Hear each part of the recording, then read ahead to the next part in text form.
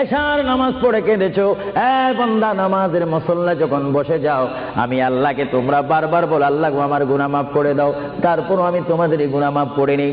তারপরও তোমরা নিশি রাত্রে মানুষ যখন ঘুমে যায়, তোমার বিবি যখন ঘুম যায়, তোমার ছেলে যখন ঘুম যায়, তুমি নিশি রাত্রে ঠান্ডা পানি দিয়ে ওযু বানিয়ে নামাজের মুসল্লায় বসে তুমি আবার যখন ডাক দাও, রব্বুল আলামিন পৃথিবীর কোনো মানুষ আমার গুনাহ সম্পর্কে জানে না, তুমি আমার গুনাহ সম্পর্কে জানো।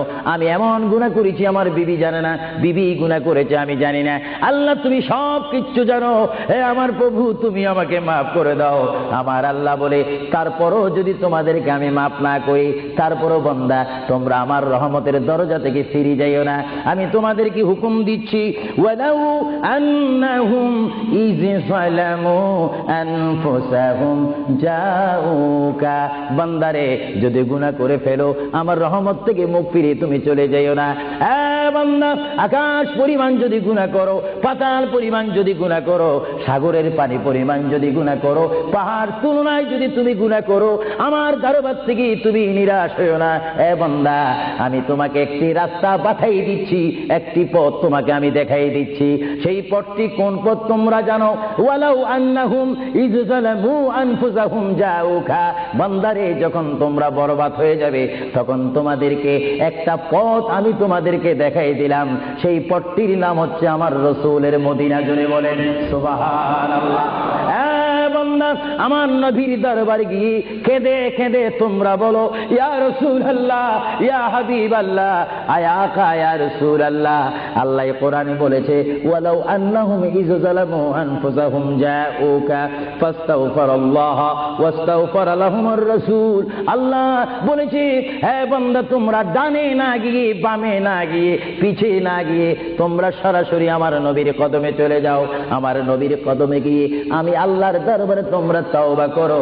তওবা করতে করতে তোমাদের চোখের পানি যখন বাইর হয়ে যাবে, আর ওই মুহূর্তে যদি আমার বন্ধু যদি তোমাদের জন্য আমার দরবারে সুপারিশ করে, আমি আল্লাহ তোমাদেরকে ওয়াদা দিয়ে দিলাম, গ্যারান্টি দিয়ে দিলাম, আমার রাসূল যদি তোমাদের জন্য আমার দরবারে সুপারিশ করে, সঙ্গে সঙ্গে বান্দা তোমার অতীতের জীবনের কবিরা সগীরা গুনাহ মাফ করে দিব। জোরে বলেন সুবহানাল্লাহ, আরো জোরে বলেন। আমার আপনার গুনাহ মাফ করার জন্য রাসূলুল্লাহর দরবারে যাওয়ার দরকার আছে কিনা? চিৎকার জীবন আছে কিনা? এটা কোরআনের অপব্যাখ্যা নয়, কোরআন শরীফের আয়াত। ওয়ালাউ আন্নাহুম ইয যালামু আনফুসাহুম জাউকা, যারা তাফসীর পড়েছেন, তাফসীর জালালাইন পড়েছেন, টাইটেল পড়েছেন, বুখারী পড়েছেন, মুসলিম পড়েছেন, ইবনে মাজাহ পড়েছেন, সিয়াসিত্তা পড়েছেন, হাদিস পড়েছেন, ইজমা পড়েছেন, কিয়াস মেনেছেন, উসুল মেনেছেন, বালাগাত মেনেছেন, মুনতিক মেনেছেন, শরীয়ত বুঝেছেন, তরিকত বুঝেছেন, হাকিকত বুঝেছেন, ইলমে লুদুনি পেয়েছেন, ইলমে তাসাউফ মেনেছেন, তারা অবশ্যই স্বীকার করবে মানুষের একমাত্র মুক্তির স্থান, পরিত্রাণের স্থান, আসলের স্থান, নাজাতের স্থান, আল্লাহ পাওয়ার স্থান মুহাম্মদুর রাসূলুল্লাহ কদম মুবারক। চিৎকার দিয়ে বলেন সুবহানাল্লাহ।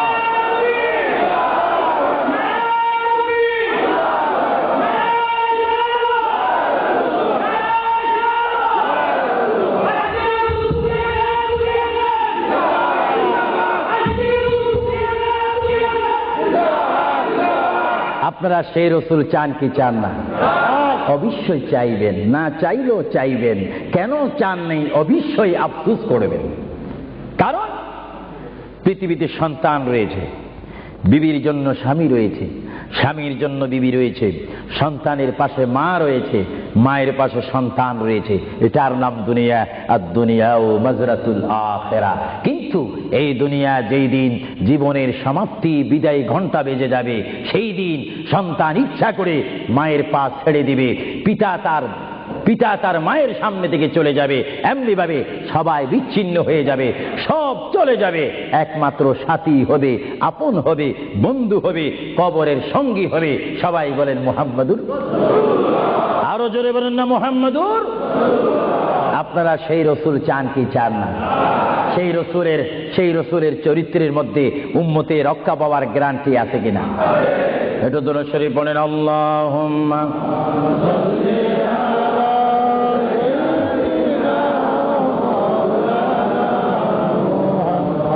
وعلى آل